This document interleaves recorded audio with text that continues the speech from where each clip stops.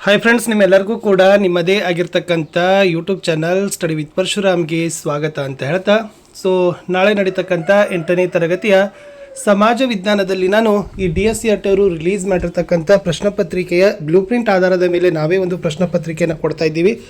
ತುಂಬ most important ಇದೆ. ವಿಡಿಯೋನ ಲೈಕ್, ಶೇರ್ ಮತ್ತು ಸಬ್ಸ್ಕ್ರೈಬ್ ಮಾಡೋದನ್ನು ಮಾತ್ರ ಮರೆಯದಿರಿ. ಭಾಳಷ್ಟು ವಿಡಿಯೋಗಳು ನಿಮಗಾಗಿ ಬರ್ತಾ ಇದ್ದಾವೆ. ಫಿಕ್ಸ್ ಕ್ವಶನ್ಗಳು ಸಹಿತ ಇದ್ದಾವೆ, ಅದನ್ನು ಸಹಿತ ನೋಡಿ ಅಂತ ಹೇಳ್ತಾ ಈ ವಿಡಿಯೋನ ಪ್ರಾರಂಭಿಸ್ತೀನಿ. ಫಸ್ಟ್ ಮೊದಲ ಪ್ರಶ್ನೆ ಇತ್ತು ಫ್ರೆಂಡ್ಸ್, ಕುಶಾನ ಸಾಮ್ರಾಜ್ಯದ ಪ್ರಸಿದ್ಧ ಚಕ್ರವರ್ತಿ ಅಂತ ಕೇಳಿದ್ದಾರೆ. ನಿಮಗೆ 5 ಮಲ್ಟಿಪಲ್ ಚಾಯ್ಸ್ ಕ್ವಶನ್ಸ್ ಇರ್ತವೆ. ಆಪ್ಷನ್ಸ್ ಇತ್ತು ಕನಿಷ್ಕ, ಹರ್ಷವರ್ಧನ, ಅಶೋಕ, ಚಂದ್ರಗುಪ್ತ. ಕುಶಾನ ಮನೆತನದ ಪ್ರಸಿದ್ಧ ರಾಜ ಯಾರಪ್ಪ ಅಂದರೆ Kanishka is the right answer. ಎರಡನೇ ಪ್ರಶ್ನೆ ಇತ್ತು, ಭಾರತದಲ್ಲಿ ಮತ ಚಲಾಯಿಸಲು ಇರುವ ಕನಿಷ್ಠ ವಯಸ್ಸು ಎಷ್ಟು? ಭಾರತದಲ್ಲಿ ಮತ ಚಲಾವಣೆ ಮಾಡಬೇಕಾದ್ರೆ ಕನಿಷ್ಠ ಎಷ್ಟು ವರ್ಷ ಮಾಡಿದ್ದಾರೆ? ಎ ಆಪ್ಷನ್ 18 ವರ್ಷ ಈಸ್ ದ ರೈಟ್ ಆನ್ಸರ್. ಮೂರನೇ ಪ್ರಶ್ನೆ, ಮಹಾನಗರ ಪಾಲಿಕೆಯ ಕಾರ್ಯನಿರ್ವಹಣೆಯನ್ನು ನೋಡಿಕೊಳ್ತಕ್ಕಂಥ ಅಧಿಕಾರಿಯನ್ನು ಏನಂತ ಕರೀತಾರೆ? ಮಹಾನಗರ ಪಾಲಿಕೆಯ ಕಾರ್ಯನಿರ್ವಹಣೆಯನ್ನು ನೋಡಿಕೊಳ್ತಕ್ಕಂಥ ಅಧಿಕಾರಿಗೆ ಮಹಾನಗರ ಪಾಲಿಕೆ ಆಯುಕ್ತರು ಅಂತ ಹೇಳ್ತಾರೆ. ನೆಕ್ಸ್ಟ್, ನ್ಯಾಯವಾದಿ ಈ ಶ್ರಮಕ್ಕೆ ಉದಾಹರಣೆಯಾಗಿದೆ ಅಂತ ಕೇಳಿದ್ದಾರೆ. ನ್ಯಾಯವಾದಿಗಳು ಏನು ಮಾಡ್ತಾರಪ್ಪ ಅಂತಂದರೆ ಮುಖ್ಯವಾಗಿ ಮನೋದೈಹಿಕ ಶ್ರಮ, ಅದು ಮಾನಸಿಕ ಶ್ರಮ ಮತ್ತು ಮನೋದೈಹಿಕ ಶ್ರಮ. ಮನೋದೈಹಿಕ ಶ್ರಮ ಆಗ್ತದೆ, ಯಾಕಂದರೆ ಮನಸ್ಸು ಇರಬೇಕು, ದೈಹಿಕನೂ ಇರಬೇಕು. ಆವಾಗ ಏನಾಗ್ತದಪ್ಪ ಅಂದ್ರೆ ಆಪ್ಷನ್ ಸಿ ಅಂತ ಬರೀರಿ. ಇನ್ನು ಒಬ್ಬನೇ ಮಾಲೀಕನಿಂದ ನಡೆಸಲ್ಪಡ್ತಕ್ಕಂಥ ಸಂಸ್ಥೆಯನ್ನು ಏನಂತ ಕರೀತಾರೆ? ಇದರದ್ದು ಒಬ್ಬನೇ ಮಾಲೀಕ ಇರ್ತಾನೆ. ಇವನಿಗೆ ಏನಂತ ಕರೀತಾರಪ್ಪ ಅಂದರೆ ಏಕವ್ಯಕ್ತಿ ಮಾಲೀಕತ್ವದ ಸಂಸ್ಥೆ ಅಂತ ಹೆಸರಿನಲ್ಲೇ ಏನು ಮಾಡ್ತದಪ್ಪ ಅಂದರೆ ಸೂಚಿಸ್ತದೆ. 1 ಮಾರ್ಕರ್ ಕ್ವಶನ್, ತಾಲೂಕು ಪಂಚಾಯಿತಿಗಳ ಸಭೆಗಳ ಅವಧಿಗಳನ್ನು ತಿಳಿಸಿ ಅಂತ ಕೇಳಿದ್ದಾರೆ. ಇದು ತಾಲೂಕಾ ಪಂಚಾಯತಿನ ಒಟ್ಟು ಆಡಳಿತಾವಧಿ 5 ವರ್ಷ. ಆದರೆ ಸಭೆ ನೋಡೋದಾದರೆ ಕನಿಷ್ಠ 6 ತಿಂಗಳಿಗೆ ಒಂದ್ಸರಿ ಆದರೆ ಏನು ಮಾಡ್ತಾರಪ್ಪ ಅಂದರೆ ತಾಲೂಕಾ ಪಂಚಾಯತಿಯಲ್ಲಿ ಸಭೆಯನ್ನು ಸೇರಿಸ್ತಾರೆ ಅನ್ನೋದು ನೀವು ಬರಿಬೇಕು. ಇನ್ನು ಸಾಂಸ್ಕೃತಿಕ ವೈವಿಧ್ಯತೆ ಅಂದರೆ ಏನು? Very most important. ವಿವಿಧ ಆಚಾರ ವಿಚಾರ, ರೂಢಿ ಸಂಪ್ರದಾಯ, ಉಡುಗೆ ತೊಡುಗೆ, ನಂಬಿಕೆ, ಮೌಲ್ಯ ಮತ್ತು ಭಾಷೆಯನ್ನು ಹೊಂದಿರುವ ಸಂಸ್ಕೃತಿಯನ್ನು ನಾವು ಸಾಂಸ್ಕೃತಿಕ ವೈವಿಧ್ಯತೆ ಅಂತ ಕರಿತೀವಿ. ಸಾಮಾಜಿಕ ಒಡನಾಟ ಅಂದರೆ ಏನು? ಇಬ್ಬರಿಗಿಂತ ಹೆಚ್ಚು ವ್ಯಕ್ತಿಗಳು ಪ್ರತಿನಿತ್ಯ ಭಾಷೆ, ಸಂಕೇತಗಳ ಮೂಲಕ ಪರಸ್ಪರ ಸಂವಹನವನ್ನು ನಡೆಸಿದರೆ ಅದನ್ನೇ ನಾವು ಸಾಮಾಜಿಕ ಒಡನಾಟ ಅಂತ ಹೇಳ್ತೀವಿ. ಇನ್ನು ಮುಂದಿನ ಪ್ರಶ್ನೆ, ಗ್ರೀನ್ವಿಚ್ ಮೇಲೆ ಹಾದು ಹೋಗ್ತಕ್ಕಂಥ ಪ್ರಧಾನ ರೇಖಾಂಶ ಯಾವುದು ಅಂತ ಕೇಳಿದ್ದಾರೆ.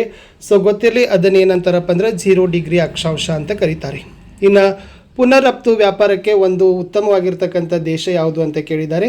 ಪುನರ್ರಫ್ತು ವ್ಯಾಪಾರಕ್ಕೆ ಒಂದು ಉತ್ತಮವಾಗಿರ್ತಕ್ಕಂಥ ದೇಶ ಅಂದರೆ ಅದು ಸಿಂಗಾಪುರ್. ಇನ್ನು 2 ಅಂಕದ ಪ್ರಶ್ನೆ 11, ವೇದಗಳನ್ನು ಹೆಸರಿಸಿರಿ. ವೆರಿ ಇಂಪಾರ್ಟೆಂಟ್ ಇದು. 4 ವೇದಗಳು ನಿಮಗೆ ಬರಲೇಬೇಕು: ಋಗ್ವೇದ, ಯಜುರ್ವೇದ, ಸಾಮವೇದ ಮತ್ತು ಅಥರ್ವರ್ಣ ವೇದ. ನೆಕ್ಸ್ಟ್, ಹಮ್ಮುರಾಬಿ ಕಾನೂನಿನ ವೈಶಿಷ್ಟ್ಯಗಳೇನು ಅಂತ ಒಂದು ಪ್ರಶ್ನೆ ಇದೆ. ಇಲ್ಲಿ ಹಮ್ಮುರಾಬಿಯ ಸಂಹಿತೆ ಕಣ್ಣಿಗೆ ಬದಲು ಕಣ್ಣು, ಹಲ್ಲಿಗೆ ಬದಲು ಹಲ್ಲು ಅಂತ ಇತ್ತು. ಅಂದರೆ ಯಾರಿಂದ ಯಾವ ಹಾನಿಯಾಗುವುದೋ ಅದೇ ಹಾನಿಯನ್ನು ಅವರಿಗೂ ಮಾಡುವುದು, ಕಣ್ಣು ಕಿತ್ತವರ ಕಣ್ಣನ್ನೇ ಕೀಳೋದು. ಬ್ಯಾಬಿಲೋನ್ ಸಮಾಜ ರಕ್ಷಣೆಗಾಗಿ ಈ ನಿಯಮವನ್ನು ಹಮ್ಮುರಾಬಿ ರೂಪಿಸಿದ್ದ. ಬ್ಯಾಬಿಲೋನ್ ಮಹಿಳೆಯರು ಮತ್ತು ಗುಲಾಮರ ರಕ್ಷಣೆ ಮಾಡೋದು ಈ ಹಮ್ಮುರಾಬಿ ಕಾನೂನಿನ ಸಂಹಿತೆಯ ವೈಶಿಷ್ಟ್ಯತೆಯಾಗಿತ್ತು ಅಂತ ಬರಿಬೇಕು. ಇನ್ನು ಬುದ್ಧ ಬೋಧಿಸಿದ 6 ಸತ್ಯಗಳು. ಇಟ್ಸ್ ವೆರಿ ಇಂಪಾರ್ಟೆಂಟ್ ಅದ.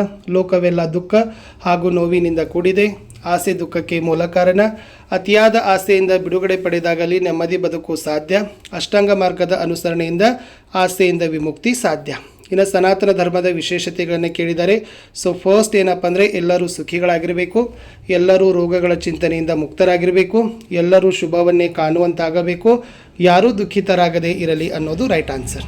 ಇನ್ನು ಪೌರ ಮತ್ತು ವಿದೇಶಿ ನಡುವಿನ ವ್ಯತ್ಯಾಸವನ್ನು ಕೇಳಿದ್ದಾರೆ. ಪೌರ ದೇಶದ ಶಾಶ್ವತ ನಿವಾಸಿ, ವಿದೇಶಿ ದೇಶದ ತಾತ್ಕಾಲಿಕ ನಿವಾಸಿ. ಪೌರನಿಗೆ ರಾಜಕೀಯ ಹಕ್ಕುಗಳು ಇರ್ತಾವೆ, ವಿದೇಶನಿಗೆ ರಾಜಕೀಯ ಹಕ್ಕುಗಳು ಇರೋದಿಲ್ಲ. ಪೌರ ಆ ದೇಶಕ್ಕೆ ನಿಷ್ಠೆ ತೋರಿಸ್ತಾನೆ, ವಿದೇಶಿ ತನ್ನ ದೇಶಕ್ಕೆ ನಿಷ್ಠೆಯನ್ನು ತೋರಿಸ್ತಾನೆ. ಇನ್ನು ಪೌರನಿಗೆ ದೇಶ ಬಿಟ್ಟು ಹೋಗದಂತೆ ಹೇಳಿಕ್ಕೆ ಬರೋದಿಲ್ಲ, ಬಟ್ ವಿದೇಶಿಯನ್ನು ನಾವೇನು ಮಾಡ್ಬೋದು? ದೇಶ ಬಿಟ್ಟು ಹೋಗುವಂತೆ ಆದೇಶವನ್ನು ಮಾಡಬಹುದು ಅಂತ ನೀವು ಬರಿಬೇಕು. ಇನ್ನು ಸಮಾಜದ ವಿವಿಧ ಪ್ರಕಾರಗಳನ್ನು ಕೇಳ್ತಾರೆ. ಮೋಸ್ಟ್ ಇಂಪಾರ್ಟೆಂಟ್: ಬೇಟೆಯಾಡೋ ಮತ್ತು ಆಹಾರ ಸಂಗ್ರಹಣೆಯ ಸಮಾಜ, ಪಶುಪಾಲನಾ ಸಮಾಜ, ಕೃಷಿಕ ಸಮಾಜ ಮತ್ತು ಕೈಗಾರಿಕಾ ಸಮಾಜ. ಇನ್ನು ಅಕ್ಷಾಂಶ ರೇಖಾಂಶಗಳು ಒಂದು ಪ್ರದೇಶದ ವಾಯುಗುಣ ನಿರ್ಧರಿಸುವಲ್ಲಿ ಪ್ರಮುಖ ಪಾತ್ರ ವಹಿಸ್ತವೆ. ಹೇಗೆ? ಹೌದು, ಇದು ಸಮಭಾಜಕ ವೃತ್ತದಿಂದ 23 ಡಿಗ್ರಿ 30 ಡಿಗ್ರಿ ಉತ್ತರ ಮತ್ತು ದಕ್ಷಿಣ ಅಕ್ಷಾಂಶಗಳು ಸೂರ್ಯನ ಅಧಿಕ ಶಾಖವನ್ನು ಪಡಿತವೆ. ಈ ಭಾಗವನ್ನು ಉಷ್ಣವಲಯ ಅಂತ ಕರೀತಾರೆ. ಇಲ್ಲಿ ಉಷ್ಣಾಂಶ ಅಧಿಕವಾಗಿದ್ದು ಅದೇ ರೀತಿ ಮತ್ತು 30 ಡಿಗ್ರಿ 66 ಮತ್ತು 30 ಡಿಗ್ರಿವರೆಗೆ ಸೂರ್ಯನ ಶಾಖ ಇರ್ತದೆ. ಶಾಖ ಸಮಉಷ್ಣವಾಗಿ ಪಡೆಯುವ ಪ್ರದೇಶಗಳಾಗಿದ್ದಾವೆ. ಉತ್ತರ ಮತ್ತು ದಕ್ಷಿಣ ಗೋಳಾರ್ಧದ ಮೇಲೆ ಎರಡರಲ್ಲೂ ಈ ವಲಯ ಸಮಶೀತೋಷ್ಣ ವಲಯ ಎಂದು ಪರಿಗಣಿಸ್ತೀವಿ. 66.30 ಡಿಗ್ರಿ ಮತ್ತು 90 ಡಿಗ್ರಿ ಉತ್ತರ ಮತ್ತು ದಕ್ಷಿಣವರೆಗೆ ಶೀತ ವಲಯ ಅಂತ ಕರೀತಾರೆ. ಇದರ ಆಧಾರದ ಮೇಲೆ ವಾಯುಗುಣವನ್ನು ನಿರ್ಧರಿಸುವಲ್ಲಿ ಅಕ್ಷಾಂಶಗಳು ಮತ್ತು ರೇಖಾಂಶಗಳು ಸಹಕಾರಿ ಆಗಿದ್ದಾವೆ. ವೆರಿ ಮೋಸ್ಟ್ ಇಂಪಾರ್ಟೆಂಟ್ ಸಹಕಾರಿ ಸಂಘಗಳ ಸಾಮಾನ್ಯ ಲಕ್ಷಣಗಳು. ಇಲ್ಲಿ ಇವು ವ್ಯಕ್ತಿಗಳ ಸ್ವಯಂ ಪ್ರೇರಿತ ಸಂಸ್ಥೆ, ಯಾವುದೇ ಭೇದವಿಲ್ಲ, ಎಲ್ಲರಿಗೂ ಮುಕ್ತ ಅವಕಾಶ, ಸದಸ್ಯರ ಸಂಖ್ಯೆಗೆ ಮಿತಿ ಇಲ್ಲ, ಪ್ರಜಾಪ್ರಭುತ್ವ ಮಾದರಿ ಆಡಳಿತ, ಸರ್ಕಾರದ ಮೇಲ್ವಿಚಾರಣೆಗಳು ಒಳಪಟ್ಟಿರ್ತದೆ. ಲಾಭದ ಒಂದು ಭಾಗ ಮಾತ್ರ ಸಾಮಾನ್ಯ ನಿಧಿಗೆ ವರ್ಗಾಯಿಸ್ತಾರೆ. ಲಾಭವನ್ನು ಬಂಡವಾಳ ಹೂಡಿಕೆಗೆ ಅನುಗುಣವಾಗಿ ಹಂಚ್ತಾರೆ. 3 ಮಾರ್ಕರ್ ಕ್ವಶನ್. ನಳಂದ ವಿಶ್ವವಿದ್ಯಾಲಯದ ಬಗ್ಗೆ ಬರೆಯಿರಿ. Very most important. ಗುಪ್ತದೊರೆ ನರಸಿಂಹಗುಪ್ತನಿಂದ ಪ್ರಾರಂಭವಾಯಿತು. ಹರ್ಷವರ್ಧನ ಕಾಲದಲ್ಲಿ ವಿಶ್ವವಿಖ್ಯಾತಿ ಪಡೆಯಿತು. ಹರ್ಷವರ್ಧನನ ತಂಗಿ ರಾಜಶ್ರೀ ಇದರ ಕುಲಪತಿಯಾಗಿದ್ದರು. ವಿಶ್ವವಿಖ್ಯಾತ ವಿದ್ವಾಂಸರು ಮತ್ತು ಶಿಕ್ಷಕರಿದ್ದರು. ಉತ್ತಮ ಕಟ್ಟಡವಿದ್ದು 10,000 ವಿದ್ಯಾರ್ಥಿಗಳಿದ್ದರು. ನಂತರ ಶಿಕ್ಷಕನಾಗಿ ಕಾರ್ಯನಿರ್ವಹಿಸಿದ ಬಗ್ಗೆ ಸಿಯುಕಿ ಗ್ರಂಥದಿಂದ ತಿಳಿದು ಬರ್ತದೆ. ಈಗಲೂ ನಳಂದ ವಿಶ್ವವಿದ್ಯಾಲಯ ಒಂದಾಗಿದೆ ವಿಶ್ವದಲ್ಲಿ ಅಂತ ಬರಿಬೇಕು. ಇನ್ನು ಹೊಯ್ಸಳ ಸಾಹಿತ್ಯ ಹೇಗೆ ಪ್ರೋತ್ಸಾಹಿಸಿದರು ಅಂತ ಕೇಳಿದರೆ, ಹೊಯ್ಸಳರು ಸಾಹಿತ್ಯವನ್ನು ಇಲ್ಲಿ ಕನ್ನಡ ಸಾಹಿತ್ಯ ವಿಪುಲವಾಗಿ ಬೆಳೀತದೆ. ವಿಶೇಷವಾಗಿ ಜಗನ್ನಾಥ ವಿಜಯ, ಯಶೋಧರ ಚರಿತೆ, ಗಿರಿಜಾ ಕಲ್ಯಾಣ, ಶಬ್ದಮಣಿ ದರ್ಪಣಗಳ ರಚನೆ ಆಗ್ತವೆ. ಸಂಸ್ಕೃತದಲ್ಲೂ ಶ್ರೀಭಾಷ್ಯ, ಶ್ರೀಗುಣ ರತ್ನಕೋಶ ಅಂತಕ್ಕಂಥ ಗ್ರಂಥಗಳು ಹೊಯ್ಸಳರ ಕಾಲದಲ್ಲಿ ರಚನೆ ಆಗ್ತವೆ. ಇನ್ನು ಹವಾಮಾನ ಮತ್ತು ವಾಯುಗುಣ ನಡುವಿನ ವ್ಯತ್ಯಾಸ, it's a very most important. ಇಲ್ಲಿ ಹವಾಮಾನ ಅಂದರೆ ಒಂದು ಸ್ಥಳದ ಅಲ್ಪಾವಧಿಯ ವಾಯುಮಂಡಲದ ಪರಿಸ್ಥಿತಿ. ವಾಯುಗುಣ ಅಂದರೆ ಒಂದು ಪ್ರದೇಶದ ದೀರ್ಘಾವಧಿಯ ಹವಾಮಾನದ ಸ್ಥಿತಿ. ಹವಾಮಾನಕ್ಕೆ ಉದಾಹರಣೆ ಮೋಡಯುಕ್ತ ಪ್ರಖರ ಬಿಸಿಲು, ಶುಭ ಹವಾಮಾನ. ವಾಯುಗುಣಕ್ಕೆ ಸಮಭಾಜಕ ವೃತ್ತದ ವಾಯುಗುಣ, ಮರುಭೂಮಿ ವಾಯುಗುಣ. ಇನ್ನು ಹವಾಮಾನದ ಬಗ್ಗೆ ವೈಜ್ಞಾನಿಕವಾಗಿ ಅಧ್ಯಯನ ಮಾಡೋದು ಪವನ ವಿಜ್ಞಾನ ಶಾಸ್ತ್ರ. ಬಟ್ ವಾಯುಗುಣದಲ್ಲಿ ವೈಜ್ಞಾನಿಕವಾಗಿ ಅಧ್ಯಯನ ಮಾಡೋದು ವಾಯುಗುಣ ಶಾಸ್ತ್ರ. ಇನ್ನು ಜಲಮಾಲಿನ್ಯದ ಪ್ರಮುಖ ಮೂಲ ಮಣ್ಣಿನ ಸವೆತ ಮತ್ತು ಭೂಕುಸಿತ, ಜ್ವಾಲಾಮುಖಿ ಸ್ಫೋಟ, ಸಸ್ಯ ಮತ್ತು ಪ್ರಾಣಿಗಳ ಕ್ಷಯಿಸುವಿಕೆ, ಕೈಗಾರಿಕಾ ತ್ಯಾಜ್ಯ, ನಗರ ತ್ಯಾಜ್ಯ, ಕೃಷಿ ಮತ್ತು ಗೃಹ ತ್ಯಾಜ್ಯ. ಶ್ರಮದ ಮಹತ್ವ ವೆರಿ ಮೋಸ್ಟ್ ಇಂಪಾರ್ಟೆಂಟ್. ಒಂದು ದೇಶದ ಪ್ರಗತಿಗೆ ದೈಹಿಕ ಮತ್ತು ಶ್ರಮ ಎರಡೂ ಬೇಕು. ದೈಹಿಕ ಶ್ರಮ ವಹಿಸುವಾಗ ಸಂಖ್ಯೆ ಕಡಿಮೆ ಇದ್ದಲ್ಲಿ ಉತ್ಪಾದನಾ ಕಾರ್ಯ ಕುಂಠಿತ. ಮಾನಸಿಕ ಶ್ರಮಿಕರಿಂದ ದೇಶದ ಅಭಿವೃದ್ಧಿ ಹೊಂದೋದಿಲ್ಲ. ಈ ದೈಹಿಕ ಶ್ರಮ ನಿರ್ವಹಿಸಲು ಎಲ್ಲರೂ ಸಿದ್ಧರಿರಬೇಕು. ದೈಹಿಕ ಶ್ರಮ ಮತ್ತು ಮಾನಸಿಕ ಶ್ರಮ ಪಡುವವರನ್ನು ಮೇಲು ಕೀಳೆಂದು ಸಮಾಜ ಭೇದ ಭಾವ ಮಾಡಬಾರದು. ದೈಹಿಕ ಶ್ರಮವಿಲ್ಲದೆ ಯಂತ್ರಗಳನ್ನು ನಡೆಸಲು ಮತ್ತು ಯಂತ್ರ ಮಾಡದ ಕೆಲಸ ನಿರ್ವಹಿಸಲು ಸಾಧ್ಯವೇ ಇಲ್ಲ. ಇನ್ನು ಪ್ರಜಾಪ್ರಭುತ್ವದ ಯಶಸ್ವಿಗೆ ಕಾರಣವಾಗಿರ್ತಕ್ಕಂಥ ಅಂಶಗಳು: ಜನ ಚುನಾವಣೆಯಲ್ಲಿ ಮತ ಹಾಕಬೇಕು, ರಾಜಕೀಯ ತಿಳುವಳಿಕೆ ಹೊಂದಬೇಕು, ಪ್ರಜಾಪ್ರಭುತ್ವದ ಆಶಯದ ಅರಿವಿರಬೇಕು, ಸಂವಿಧಾನದ ಆಶಯಗಳನ್ನು ಗ್ರಹಿಸಬೇಕು, ಸೂಕ್ತ ಜನಪ್ರತಿನಿಧಿಗಳನ್ನು ಆಯ್ಕೆಯನ್ನು ಮಾಡಬೇಕು. ಇನ್ನು ಸಾಗರಗಳ ಸಂರಕ್ಷಣೆಗೆ ಸರ್ಕಾರ ಯಾವೆಲ್ಲ ಮುನ್ನೆಚ್ಚರಿಕೆ ಕ್ರಮ ಮಾಡಿದೆ, ವೆರಿ ಮೋಸ್ಟ್ ಇಂಪಾರ್ಟೆಂಟ್, ನೋಡ್ಕೊಂಡು ಹೋಗಿ. ಸಾಗರಗಳ ಸಂರಕ್ಷಣೆ ಇತ್ತೀಚಿನ ದಿನಗಳಲ್ಲಿ ಅತಿ ಅವಶ್ಯಕತೆ ಆಗಿದೆ. ಇಲ್ಲಿ ಮನುಷ್ಯನಿಗೆ ವಿವಿಧ ರೀತಿಯಲ್ಲಿ ಸಹಕಾರಿಯಾದ ಹಾಗೂ ಅಸಂಖ್ಯಾತ ಜೀವಿಗಳನ್ನು ಹೊಂದಿರುವ ಸಾಗರಗಳು ಇತ್ತೀಚೆಗೆ ಮಲಿನವಾಗ್ತಾ ಇದ್ದಾವೆ. ಮುನ್ನೆಚ್ಚರಿಕೆ ಕ್ರಮಗಳು: ಸಾಗರಗಳ ಮೂಲಕ ಕಚ್ಚಾ ತೈಲವನ್ನು ಸಾಗಿಸುವ ಬದಲು ಕೊಳವೆ ಮಾರ್ಗಗಳ ಮೂಲಕ ಸಾಗಿಸಬೇಕು. ಅಣು ಇಂಧನ ತ್ಯಾಜ್ಯಗಳನ್ನು ಸಾಗರಗಳಿಗೆ ಸುರಿಯೋದನ್ನು ನಿಲ್ಲಿಸಬೇಕು. ಕೈಗಾರಿಕೆಗಳ ಮಾಲಿನ್ಯಯುಕ್ತ ರಾಸಾಯನಿಕಗಳು ಸಮುದ್ರ ಸೇರದಂತೆ ಕ್ರಮ ವಹಿಸಬೇಕು.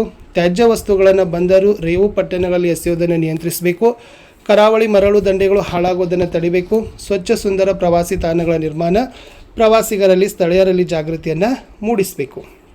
ನೆಕ್ಸ್ಟ್ ಭಾರತದ ನಕ್ಷೆಯಲ್ಲಿ ನೋಡಿ, ಫಸ್ಟ್ ಭರತ ವರ್ಷ ಅಂತ ಇದೆ ನೋಡಿ, ಅಲ್ಲಿಂದ 1 ಅಂಕ ಬರ್ತದೆ. ಆಮೇಲೆ ರಾಷ್ಟ್ರಕೂಟರು, ಚಾಲುಕ್ಯರು, ದಕ್ಷಿಣ ಭಾರತದ ರಾಜಮನೆತನೆಗಳು, ಅವು ಸ್ಥಳಗಳನ್ನು ನೋಡ್ಕೊಂಡೋಗಿ. ಸೊ ಅಲ್ಲಿಂದ ನಿಮ್ಗೆ ಏನು ಮಾಡ್ತಾರಪ್ಪ ಅಂದರೆ ಭಾರತದ ಭೂಪಟದಲ್ಲಿ 4 ಸ್ಥಳಗಳನ್ನು ಗುರುತಿಸಲಿಕ್ಕೆ ಕೊಡ್ತಾರೆ ಅಂತ ಹೇಳ್ತಾ ತುಂಬ ಇಂಪಾರ್ಟೆಂಟ್ ಇತ್ತು. ಇನ್ನೊಂದು ಕ್ವಶನ್ ಪೇಪರ್ ಒಂದಿಗೆ ಭೇಟಿ ಆಗ್ತೀನಿ. ಬಾಯ್.